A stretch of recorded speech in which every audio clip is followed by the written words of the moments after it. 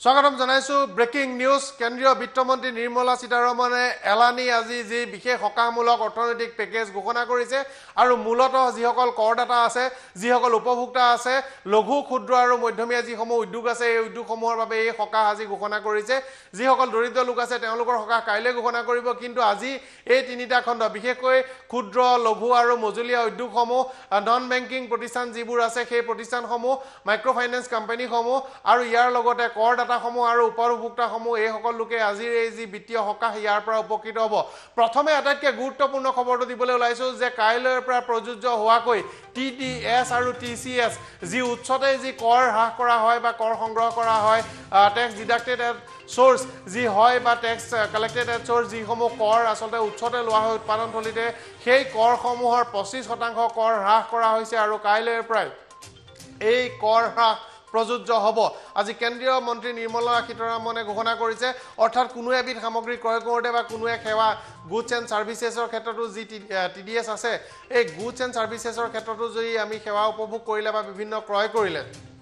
যি TDS প্ৰদান কৰিব লাগে তাৰ যি TDSৰ হাৰ হ'ব তাৰ হাৰ 25% হ্ৰাস কৰা হৈছে অৰ্থাৎ কোনো এক সামগ্ৰীৰ যদি TDS টেক্সৰ হাৰ যদি 100 টকা হয় তেনেহলে ইয়াক হ্ৰাস কৰা হ'ব অৰ্থাৎ এতিয়াৰ পৰা 75 টকা টেক্স TDS প্ৰদান কৰিলেই হ'ব আৰু ইয়াক হ্ৰাস কৰা হৈছে আৰু কাইলৈৰ পৰা প্ৰযোজ্য হ'ব কেন্দ্ৰীয় বিত্তমন্ত্ৰী নিৰ্মলা সীতাৰমণে ঘোষণা কৰিছে আৰু 50,000 কোটি টকাৰ এই সকাহ পাব দেশৰ জনতা যিসকলে যি এই ধৰণৰ যি গুডছ এণ্ড সাৰ্ভিসেছৰ যি এই কৰ আছিল এই কৰৰ হাৰ হ্ৰাস কৰাৰ ফলত 75% মাত্ৰ এতিয়া পৰিশোধ কৰিব লাগিব কৰৰ যি ধন আছে সেই ধনৰ ইয়াৰ অৰ্থ মূল যি মূল্যৰ ওপৰত নহয় মূল্যৰ ওপৰত যি কৰ আছে এই কৰৰ 25% কৰ হ্ৰাস কৰা হৈছে অৰ্থাৎ যদি কোনো এবিধ সামগ্ৰীৰ মূল্যৰ লগত 100 টকা কৰ আছে তেনেহলে সেই 100 টকাৰ পৰিৱৰ্তে এতিয়া 172 টকাহে পৰিশোধ কৰিব লাগিব এই যি ব্যৱস্থা এই ব্যৱস্থাৰ ফলত গ্ৰাহকসকল উপকৃত হ'ব আৰু এই যি ৰেহাই 25% ইয়া গ্ৰাহকলে হস্তান্তৰ কৰিবৰ বাবেও চৰকাৰে নিৰ্দেশ দিছে এই সম্পৰ্কত গুৰুত্বপূৰ্ণ ঘোষণা কৰিছে কেন্দ্ৰীয় বিত্তমন্ত্ৰী নিৰ্মলা সীতাৰমণে দ্বিতীয় এটা গুৰুত্বপূৰ্ণ ঘোষণা কৰিছে যিসকল কৰদাতা আছে কৰদাতাসকলৰ বাবে এক গুৰুত্বপূৰ্ণ ঘোষণা আয়কৰ দাখিলৰ সময়সীমা 30 নৱেম্বৰলৈকে বৃদ্ধি আৰু টেক্স অডিট যি আছে সেই 31 অক্টোবৰৰ পৰা আৰম্ভ হ'ব এক গুৰুত্বপূৰ্ণ ঘোষণা কৰিছে ইয়াৰ পূৰ্বে যি তাৰিখ আছিল এই তাৰিখসমূহ বৃদ্ধি কৰা হৈছে 3 মাহৰ বাবে সময়সীমা বৃদ্ধি কৰা হৈছে টেক্স অডিটৰ বাবে যি এই ধৰণৰ আয়কৰ দাখিল কৰাৰ পিছত যি তাৰ ওপৰত পৰীক্ষা নিৰীক্ষা কৰা হয় আৰু এই সমগ্ৰ ব্যৱস্থাটোত আজি যি টেক্স অডিটৰ সময়সীমা এই 3 মাহলৈ বৃদ্ধি কৰি 31 ডিসেম্বৰ পৰ্যন্ত এই টেক্স অডিট হ'ব এই সময়সীমা প্ৰদান কৰিছে অৰ্থাৎ যিসকল লোকে যোৱা সময়ছোৱাত 31 মাৰ্চৰ বিত্তীয় বৰ্ষ শেষ হ'ল আৰু 31 মাৰ্চৰ বিত্তীয় বৰ্ষ শেষ হোৱাৰ পাছত যি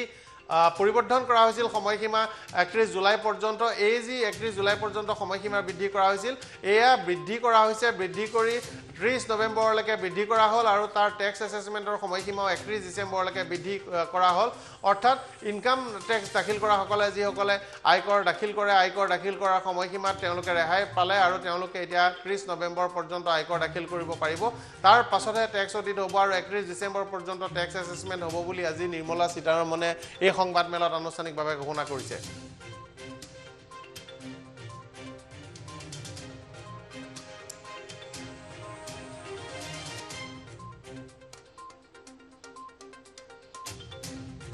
আনকেইবাটাও গুৰুত্বপূৰ্ণ ঘোষণা কৰিছে ভৱিষ্যনিধি ধনৰ 24% চৰকাৰে অতিৰিক্ত 3 মাহৰ বাবে বহন কৰিব ভৱিষ্যনিধি যিসকল লোক কৰ্মচাৰী আছে চৰকাৰী প্ৰতিষ্ঠানত বা ব্যক্তিগত প্ৰতিষ্ঠানত এই কৰ্মচাৰীসকলে তেওঁলোকৰ ধনৰ 12% প্ৰদান কৰিব লাগে তেওঁলোকৰ ভৱিষ্যনিধি প্ৰভিডেণ্ট ফাণ্ডৰ বাবে এমপ্লয়িজ প্ৰভিডেণ্ট ফাণ্ড এই অৰ্গেনাইজেশ্যন আছে কেন্দ্ৰীয় ৰাজ্য চৰকাৰৰ বা কেন্দ্ৰীয় চৰকাৰৰ ভৱিষ্যনিধি সংগঠন তাত এই ধন জমা থাকে আৰু নিযুক্তি দিয়া লোকজনে নিযুক্তিকৰ্তায়ো তেওঁলোকেও বা প্ৰতিষ্ঠানটো য'ত কাম কৰে তেওঁলোকে 12% দিব লাগে অৰ্থাৎ প্ৰতি মাহে কৰ্মচাৰীজনৰ যি দৰমহাৰ পৰা 12% কৰ্মচাৰীজনৰ 12% যি নিয়োগ কৰে নিয়োগকৰ্তাৰ পৰা 12% 24% ধন কৰ্মচাৰীজনৰ নামত প্ৰভিডেণ্ট ফাণ্ড ৰূপে ভৱিষ্য নিধি ৰূপে জমা হৈ গৈ থাকে এই সময়ত যি বিত্তীয় দুৰৱস্থা হৈছে এই সময়ছোৱাত নিয়োগকৰ্তা আৰু কৰ্মচাৰী দুয়োজনকে ৰেহাই দিবৰ বাবে এই যি সীমা আছে এই সীমা 24% বৃদ্ধি কৰা হৈছে ইয়াৰ ফলত 6700 কোটি টকা প্ৰতিষ্ঠানসমূহ আৰু কৰ্মচাৰীসকলৰ লাভ হ'ব আন এটা গুৰুত্বপূৰ্ণ কথা ভৱিষ্যত নিধিৰ যি অংশ আছে এই 3 মাহৰ বাবে ভৰণ কৰিব ইতিমধ্যে যোৱা 3 মাহৰ বাবে অৰ্থাৎ এপ্ৰিল মে জুন এই 3 মাহৰ বাবে বৃদ্ধি কৰা হৈছিল আৰু 3 মাহৰ লগত অতিৰিক্ত 3 মাহৰ সংযোগ কৰি এই যি পৰিমাণটো এই পৰিমাণটো 6 মাহ হ'ব এতিয়া অতিৰিক্ত 3 মাহৰ বাবে আজি বৃদ্ধি কৰা হৈছে আৰু 72,22,000 কৰ্মচাৰী ইয়াৰ দ্বাৰা প্ৰত্যক্ষভাৱে উপকৃত হ'ব বুলি কেন্দ্ৰীয় চৰকাৰে প্ৰকাশ কৰিছে এইটো এটা গুৰুত্বপূৰ্ণ কথা আনহাতে অহা 3 মাহৰ বাবে মালিক পক্ষই 12% যি প্ৰভিডেণ্ট ফাণ্ডৰ কন্ট্ৰিবিউচন আছে মালিক পক্ষৰ পৰা বা নিয়োগকৰ্তাই প্ৰতিষ্ঠানটোৱে যি 12% ভৱিষ্যত নিধি দিব পাৰে তেওঁলোকে এইটো 10% লৈ হ্ৰাস কৰিব পাৰিব এই ৰেহাই প্ৰদান কৰিছে গতিকে দুটা গুৰুত্বপূৰ্ণ কথা এটা হ'ল যে কেন্দ্ৰীয় চৰকাৰে 24% গ্ৰহণ কৰিব আৰু মালিক পক্ষই বা প্ৰতিষ্ঠানৰ নিয়োগকৰ্তাই তেওঁলোকে এই যি ভৱিষ্যত নিধিৰ ধন তেওঁলোকে 12% প্ৰদান কৰিব লাগে 10% প্ৰদান কৰিলেও হ'ব এই 3 মাহৰ বাবে ব্যৱস্থা কৰিছে ইয়াৰ ফলত যি প্ৰতিষ্ঠানসমূহ আছে বিশেষত যিবোৰ 15,000 টকাৰ তলৰ দৰমহা পোৱা লোকসকল আছে আৰু তেওঁলোকৰ নিয়োগকৰ্তাসকল আছে ক্ষুদ্ৰ মজলীয়া উদ্যোগ ইত্যাদি এই সকল লোক তেওঁলোক উপকৃত হ'ব আৰু এই উপকৃত হ'ব তেওঁলোকৰ হাতলৈ টকা আহিব বা তেওঁলোকৰ হাতত টকা থাকি যাব যাতে ব্যৱসায়টো টনকিয়াল কৰিব পাৰে মূলতঃ কৰোনা ভাইৰাছে সমগ্ৰ দেশৰ অৰ্থনীতি জুৰুলা কৰি লোৱাৰ পাছত এই যি কৰ্মচাৰীসকলে হওক বা তেওঁলোকৰ নিয়োগকৰ্তাসকলে হওক বা মালিক পক্ষই হওক তেওঁলোকৰ হাতত যাতে ধন থাকে তেওঁলোকৰ হাতত যাতে কেইটামান টকা থাকি যায় বা বাছে এই ব্যৱস্থাটো নিশ্চিত কৰিবৰ বাবে চৰকাৰে এই ৰেহাইসমূহ আজি ঘোষণা কৰিছে We extend the support which Government of India gave for another 3 months. We had given it for March, April, and May up to May 2020. The payments were made into their eligible accounts by Government of India for March, April, and May. Nearly 3.6 lakh establishments benefited from this. Liquidity relief of 2,500 crores to 72.22 lakh employees is now being proposed to be provided by extending this contribution for the next 3 months also. June, July, and August 2020, the EPF contribution will be paid by Government of India, and this shall provide 2,500 crore liquidity support. EPF जो है, Provident Fund जो है, वो 12% और তেওঁ সংবাদমেলত এই কথা ঘোষণা কৰিছে और जो नौकरी देने वाला उसका भी 12% भारत सरकार देगी और ये पहले 3 महीनों के लिए हमने किया था जिसके भुगतान कर भी दिया गया पहले 2 महीनों के लिए और इसको अगले 3 महीने और बढ़ा दिया जाएगा इसका प्रावधान भी जून जुलाई और अगस्त के लिए कर दिया गया है 3,67,000 ऐसी संस्थाओं के 72,22,000 ऐसे कर्मचारियों को इसका लाभ मिलेगा जब कर्मचारी का 12% हिस्सा भी और नियोक्ता जो नौकरी देने वाला है उसका 12% हिस्सा भी भारत सरकार देगी और ये कुल मिलाकर 2500 करोड़ के लगभग का लाभ इनको मिलेगा ईपीएफ कंट्रीब्यूशन है जिनका ईपीएफ का योगदान है वो ऐसे संस्थानों के लिए और कर्मचारियों के लिए 12% से कम करके 10% अगले 3 महीनों के लिए किया गया है इससे कर्मचारी भी और संस्थान दोनों को लाभ मिलेगा लेकिन जो सरकारी हमारी संस्थान है सेंट्रल पीएससीज हैं इनके लिए 12% ही रहेगा उसमें कोई बदलाव नहीं किया गया है तो इससे कुल मिलाकर 6,750 करोड़ रुपए का लिक्विडिटी सपोर्ट इनको मिलेगा और एक तरह से 6,750 करोड़ रुपया ज्यादा इनके हाथ में आएगा কেন্দ্ৰীয় বিত্ত মন্ত্ৰণালয়ৰ ৰাজ্যিক মন্ত্ৰী অনুৰাগ সিং ঠাকুৰ আৰু তেওঁ এই বিষয়টোত ব্যাখ্যা কৰিছে গুৰুত্বপূৰ্ণ ঘোষণা আজি চৰকাৰে কৰিছে আৰু বিশেষত আজি যি ঘোষণা আছিল প্ৰধানমন্ত্ৰী নৰেন্দ্ৰ মোদীয়ে ঘোষণা কৰাৰ দৰে আজি ক্ষুদ্ৰ মজলীয়া উদ্যোগ আৰু ক্ষুদ্ৰ যি প্ৰতিষ্ঠান আছিল ফাইনেন্স প্ৰতিষ্ঠান আছিল তেওঁলোকৰ বাবে কৰা হৈছে আৰু কাইলৈ দৰিদ্ৰ লোকসকলৰ কাৰণে কৰা হ'ব small medium small and micro' finance যি এণ্টাৰপ্ৰাইজেছ আছে ক্ষুদ্ৰ লঘু আৰু মজলীয়া যি প্ৰতিষ্ঠানসমূহ আছে তেওঁলোকৰ বাবে বিশেষ সকাহ ঘোষণা কৰিছে ভাৰত চৰকাৰে সাবঅৰ্ডিনেট ঋণৰ ৰূপত এই 20,000 কোটি টকা প্ৰদান কৰিব এই প্ৰতিষ্ঠানসমূহক এই কথা আজি ঘোষণা কৰিছে কেন্দ্ৰীয় বিত্তমন্ত্ৰীয়ে কালি নৰেন্দ্ৰ মোদীয়ে 20 লাখ কোটি টকাৰ যি আঁচনি আছে এই আঁচনি কাৰ্য আঁচনি আত্মনিৰ্ভৰশীল ভাৰত ঘোষণা কৰাৰ পিছতে আজি বহুকেইটা গুৰুত্বপূৰ্ণ ঘোষণা কৰিছে তাৰ ভিতৰত এটা গুৰুত্বপূৰ্ণ কথা হৈছে যে ক্ষুদ্ৰ লঘু আৰু মজলীয়া উদ্যোগৰ বাবে তেওঁলোকে এই ধনৰাশি আৰু সকাহৰ ব্যৱস্থা কৰিছে যিসকল MSME তেওঁলোকে ঋণ পৰিশোধ কৰিব পৰা নাই তেওঁলোক দুৰ্যোগত আছে তেওঁলোকৰ বাবে এই চৰকাৰে ধনৰাশি প্ৰদান কৰিব ঋণৰ ওপৰত প্ৰদান কৰিব আৰু বেংকসমূহত ক্ৰেডিট গ্যাৰান্টি প্ৰদানৰ ব্যৱস্থা কৰিব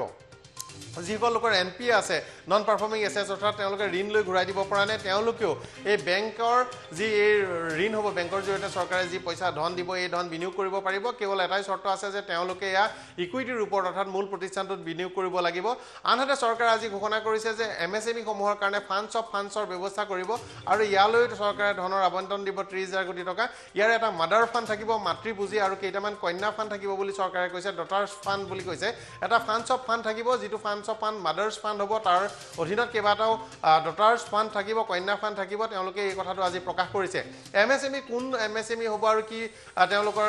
বিত্তীয় সক্ষমতা থাকিব তাৰ যি সংজ্ঞা সেয়া আজি সলনি কৰিছে MSME বিনিয়োগৰ সীমা আজি সলনি কৰা হৈছে আৰু নতুনকৈ ঘোষণা কৰিছে আজি চৰকাৰে MSME সংজ্ঞা সলনি কৰি তেওঁলোকক অধিক যাতে বিনিয়োগ অধিক ঋণ বা অধিক যি বিত্তীয় সকাহ আছে সেয়া দিয়াৰ পথ মুকলি কৰাৰ ব্যৱস্থা কৰিছে ক্ষুদ্ৰ লঘু আৰু মজলীয়া উদ্যোগৰ বিনিয়োগ সময়সীমা তেওঁলোকে নতুনকৈ ধাৰ্য কৰিছে 1 কোটি টকাৰ কমত যদি কোনো প্ৰতিষ্ঠানত বিনিয়োগ হয় তেওঁলোকে সেইটো এটা মাইক্ৰ এণ্টাৰপ্ৰাইজ বুলি ধৰিব আৰু য'ত 5 কোটি টকা পৰ্যন্ত বছৰত কাৰোবাৰ হ'ব পাৰে বা টাৰ্ণঅভাৰ হ'ব পাৰে আনহাতে 10 কোটি টকাৰ কম বিনিয়োগ কৰাসকলক সৰু উদ্যোগ বা লঘু উদ্যোগ বুলি কোৱা হ'ব লঘু উদ্যোগ আৰু তেওঁলোকে 50 কোটি পৰ্যন্ত যদি তেওঁলোকে ব্যৱসায় কৰে তেওঁলোকক লঘু উদ্যোগত ধৰিব বছৰি আনহাতে 20 কোটিৰ তলত বিনিয়োগ কৰাসকল মজলীয়া উদ্যোগ আৰু তেওঁলোকে এই যি মজলীয়া উদ্যোগসমূহ আছে ইয়াৰ পূৰ্বে তেওঁলোকৰ যি ধনৰাশি আছিল তেওঁলোকৰ বিনিয়োগৰ পৰিমাণ আছিল সেয়া কম আছিল 10 কোটিৰ পৰা মজলীয়া উদ্যোগ 20 কোটিলৈ বৃদ্ধি কৰা হৈছে আৰু 200 কোটি টকা পৰ্যন্ত ধনৰাশিৰ বাবে কোনো গ্লোবেল টেণ্ডাৰ নহয় এইটো এটা অতি গুৰুত্বপূৰ্ণ কথা আজি কেন্দ্ৰীয় চৰকাৰে ঘোষণা কৰিছে কেন্দ্ৰীয় বিত্তমন্ত্ৰীয়ে যে 200 কোটি টকা পৰ্যন্ত যদি কোনো কাম বা ঠিকা বা ক্ৰয় কৰিবলগীয়া হয় তেনেহ'লে চৰকাৰে দেশৰ প্ৰতিষ্ঠানসমূহৰ পৰাই ক্ৰয় কৰিব বা কামত নিয়োগ কৰিব ইয়াৰ বাবে কোনো ধৰণৰ গ্লোবেল টেণ্ডাৰিং নকৰে কালি প্ৰধানমন্ত্ৰীয়ে ঘোষণা কৰা আত্মনিৰ্ভৰ ভাৰত বা মেক ইন ইণ্ডিয়া এই দুয়োখন আঁচনিকে সহায় কৰিবৰ বাবে 200 কোটি টকা পৰ্যন্ত গ্লোবেল টেণ্ডাৰ বন্ধ কৰা হৈছে আৰু সকলো MSMEৰ বাবে এই সুবিধা মুকলি থাকিব আনহাতে MSME মজলীয়া আৰু ক্ষুদ্ৰ তথা লঘু উদ্যোগসমূহৰ বাবে বিশেষ ব্যৱস্থা কৰিছে তেওঁলোকক মাৰ্কেট লিংকেজৰ ব্যৱস্থা কৰিব অৰ্থাৎ অনলাইন ইণ্টাৰনেটৰ জৰিয়তে বিপণনৰ সুবিধা দিব তেওঁলোকক ধন দিবলৈ যি চৰকাৰে বাকী আছে তেওঁলোকে যদি চৰকাৰৰ পৰা ধন পাবলৈ আছে 45 দিনৰ ভিতৰত এই চৰকাৰৰ পৰা পাবলগীয়া বা চৰকাৰী প্ৰতিষ্ঠানৰ পৰা পাবলগীয়া ধন পৰিশোধ কৰিব ঋণগ্ৰস্ত MSME যিবোৰ আছে তেওঁলোকে ধাৰ লৈছে আৰু ধাৰ লৈ পৰিশোধ কৰিব পৰা নাই তেওঁলোকৰ বাবে 20,000 কোটি টকা ঘোষণা কৰিব আৰু ভাৰত চৰকাৰে সাবঅৰ্ডিনেট ঋণৰ ৰূপত এই ধন দিব গতিকে MSMEৰ বাবে কেইবাখনো গুৰুত্বপূৰ্ণ আঁচনি ঘোষণা কৰা হৈছে ইয়াৰ ভিতৰত মূল কথাটো হৈছে যে MSME লৈ ধনৰাশি প্ৰদান কৰিব আৰু 2 লাখ MSME এই আঁচনিৰ পৰা উপকৃত হ'ব আৰু ইয়াত যিসকল লোক কৰ্মৰত হৈ আছে এই লোকসকল উপকৃত হ'ব MSME যি এই খণ্ড আছে এই খণ্ডত দেশত 13 কোটি লোকে কাম কৰে 13 কোটি লোকে ইয়াত কাম কৰে গতিকে তেওঁলোকে এই আঁচনিৰ পৰা লাভ পাব ক্ষুদ্ৰ লঘু আৰু মজলীয়া উদ্যোগসমূহ যাতে ঠন ধৰি উঠিব পাৰে ব্যৱসায় যাতে চলাব পাৰে ব্যৱসায় তেওঁলোকে আৰম্ভ কৰিব পাৰে বা উৎপাদন আৰম্ভ কৰিব পাৰে বা তেওঁলোকৰ কৰ্মচাৰী নিয়োজিত লোকসকলক যাতে দৰমহা প্ৰদান কৰিব পাৰে তাৰ বাবে MSMEক এই বিশেষ ব্যৱস্থা গ্ৰহণ কৰা হৈছে আৰু MSME দেশৰ আটাইতকৈ ডাঙৰ বৃহৎ নিয়োগ ক্ষেত্ৰ MSMEতে দেশৰ 13 কোটি লোক নিয়োজিত হৈ আছে গতিকে এনে বৃহৎ লোক নিয়োজিত হৈ থকা খণ্ডটোৰ বাবে এই ব্যৱস্থাসমূহ আনিছে আৰু তেওঁলোকক বিভিন্ন প্ৰকাৰৰ ব্যৱস্থা কৰি দিয়া হৈছে তাৰ ভিতৰত এটা হৈছে সাবঅৰ্ডিনেট লোন হিচাপে তেওঁলোকে দিব দ্বিতীয় ব্যৱস্থা কৰা হৈছে যে তেওঁলোকৰ বাবে ফাণ্ডছ কৰিব তৃতীয় ব্যৱস্থা কৰা হৈছে যে তেওঁলোকৰ যি NPA আছে NPA থকা সকলকো আনকি তেওঁলোকে লোন দিয়াৰ ব্যৱস্থা কৰিব আৰু তাৰ বাবে ক্ৰেডিট গ্যাৰান্টি চৰকাৰে প্ৰদান কৰিব MSMEৰ পৰিসৰ সলনি কৰা হৈছে তেওঁলোকৰ ধনৰাশি আৰু বিনিয়োগৰ পৰিমাণ বৃদ্ধি কৰা হৈছে যাতে যিসকল লঘু উদ্যোগ আছে লঘু উদ্যোগ বৃহৎ সংখ্যক লঘু উদ্যোগত পৰে আৰু সেই কাৰণে লঘু উদ্যোগৰ বিনিয়োগৰ পৰিমাণো বৃদ্ধি কৰা হৈছে আৰু এই সকলো আঁচনিৰ পিছত এটা কথা আশা কৰা হৈছে যে MSME খণ্ড দেশত এই কৰোনা ভাইৰাছৰ বিৰুদ্ধে এই সংগ্ৰামৰ সময়ছোৱাটো বিধ্বস্ত হৈ নপৰে বৰঞ্চ ঠন ধৰি উঠিব পাৰিব এই আশা কৰি আজি কেন্দ্ৰীয় বিত্ত মন্ত্ৰালয় কেন্দ্ৰীয় বিত্তমন্ত্ৰী নিৰ্মলা সীতাৰমণে প্ৰধানমন্ত্ৰী নৰেন্দ্ৰ মোদীৰ নিৰ্দেশক্ৰমে এই আঁচনিসমূহ আজি ঘোষণা কৰিছে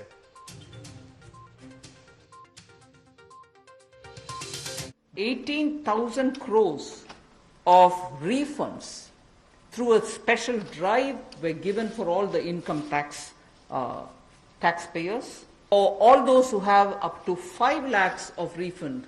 dues, we cleared it. 14 lakh taxpayers have benefited because of that. 15 different measures,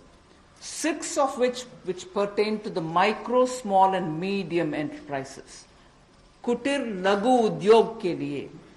6 ऐसे कदम हम उठाएंगे. I said there are 6 major steps for the MSMEs. The first one,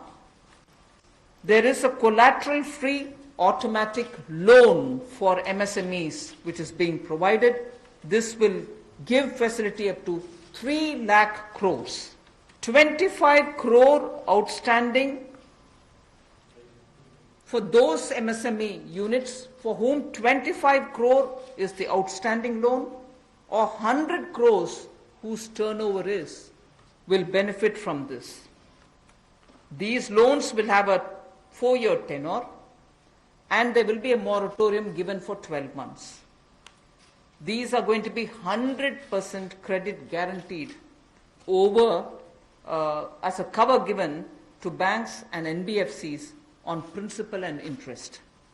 So this is going to be available till 31st October 2020. There are no guarantee fees, no fresh collaterals required. So I guess this will benefit 45 lakh units so that they can resume their business activity and also safeguard jobs. तो मध्यम लघु सूक्ष्म उद्योग अच्छा कर रहे हैं, विस्तार करना चाहते हैं, आगे बढ़ना चाहते हैं, लेकिन उनके आकार को बढ़ाने की, क्षमता को बढ़ाने की सुविधाएं नहीं मिल पाती थी, तो उसके लिए फंड्स ऑफ फंड्स का प्रावधान किया गया है. और इस फंड्स ऑफ फंड्स के माध्यम से 50,000 करोड़ की इक्विटी इन्फ्यूजन होगी, ये हम करने जा रहे हैं. इससे इन सभी अच्छा काम करने वाले मध्यम लघु सूक्ष्म उद्योगों को अपना आकार और क्षमता बढ़ाने का अवसर मिलेगा. इन्वेस्टमेंट को बढ़ाकर माइक्रो के लिए 25 लाख से बढ़ाकर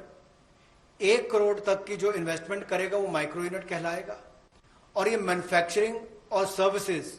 दोनों के लिए एक ही क्राइटेरिया रहेगा. तो सर्विस सेक्टर को भी माइक्रो में आने का लाभ मिला है. तो 1 करोड़ से कम निवेश करने वाले को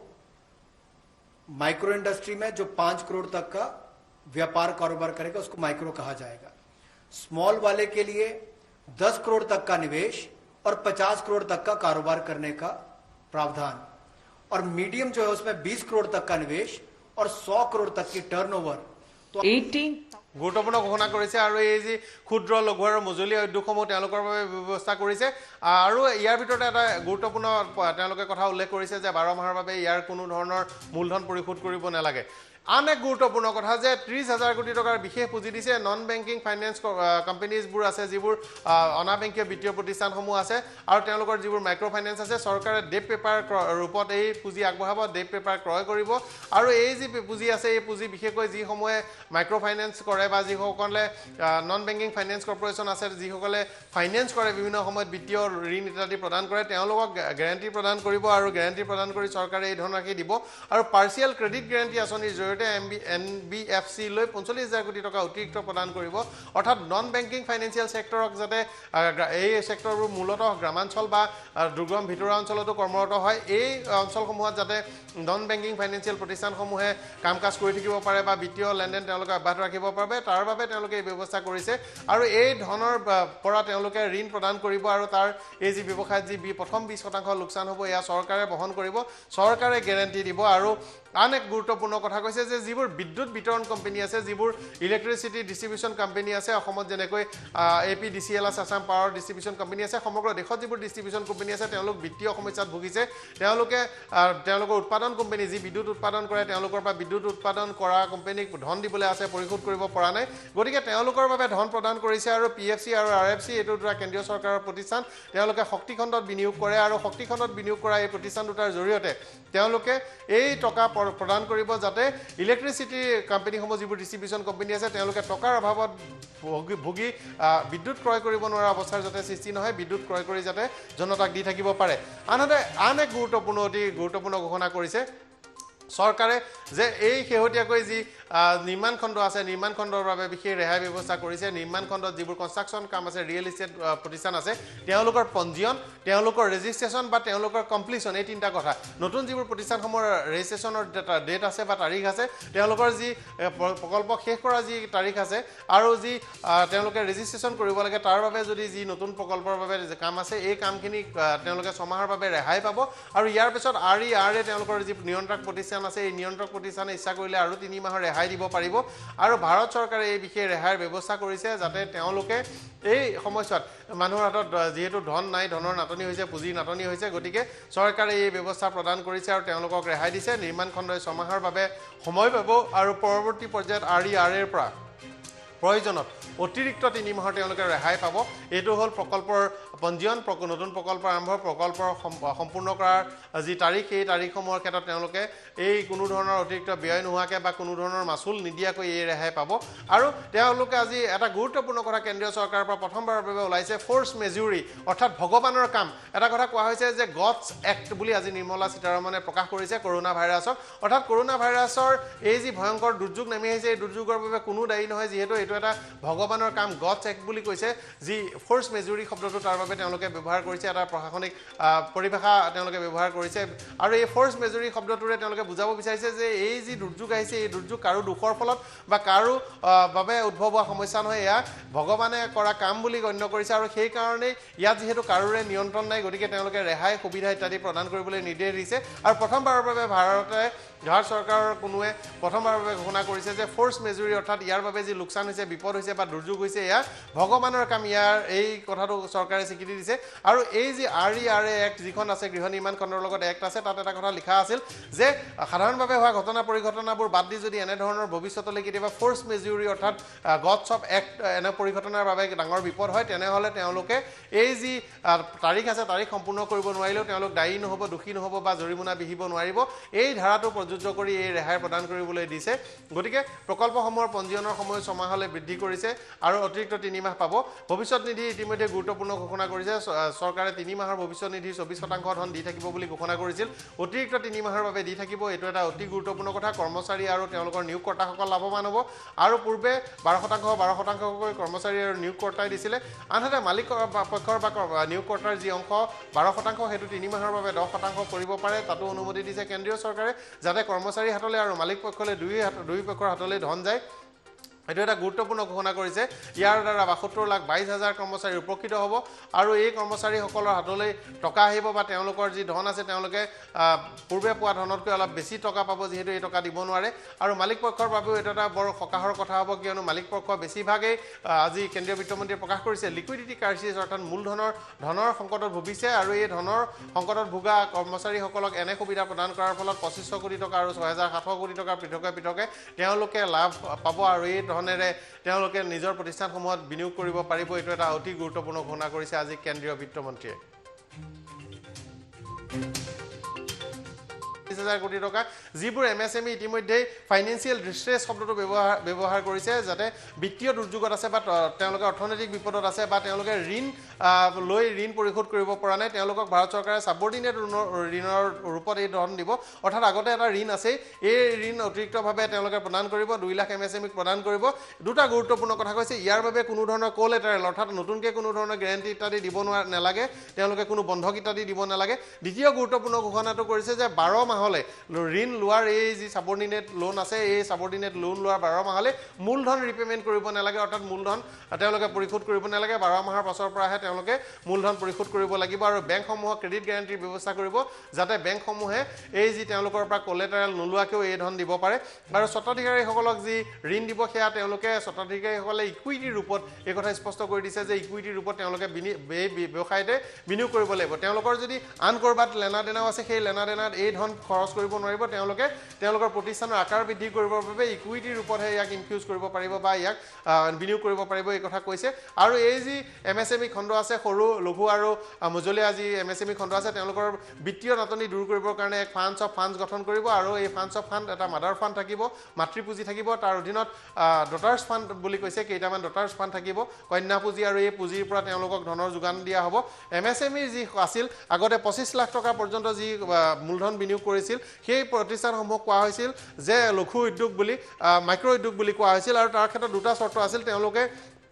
গুডছ এণ্ড ছাৰ্ভিচ ক্ষেত্ৰত যিসকল সৰু লঘু উদ্যোগ আছিল তেওঁলোকৰ বাবে বেলেগ আছিল আৰু অন্যান্য উৎপাদন বা মেনুফেকচাৰিং খণ্ডৰ বাবে বেলেগ আছিল আজি দুইটাকে একেলগ কৰা হ'ল আৰু এই সময় 25 লাখটো 1 কোটি টকালৈ বৃদ্ধি কৰা হ'ল তেনেকৈ যি আনটো যি পৰিসীমা আছে সেইটো 10 কোটিলৈ আৰু মজলীয়া উদ্যোগৰ ক্ষেত্ৰত 20 কোটিলৈ বৃদ্ধি কৰা হ'ল আৰু এই পৰিসৰ বৃদ্ধি কৰাৰ ফলত এই যি লাভ হ'ব তেওঁলোকে চৰকাৰৰ যি আঁচনিসমূহ পাব বা চৰকাৰৰ পঞ্জীয়নৰ আধাৰত যিসমূহ তেওঁলোকে ৰেহাই ইত্যাদি পাব এই ৰেহাই পোৱা উদ্যোগৰ সংখ্যা বৃদ্ধি পাব অৰ্থাৎ কিছু ডাঙৰ আকাৰৰ যি উদ্যোগ আছিল আগতে 25 লাখৰ পৰা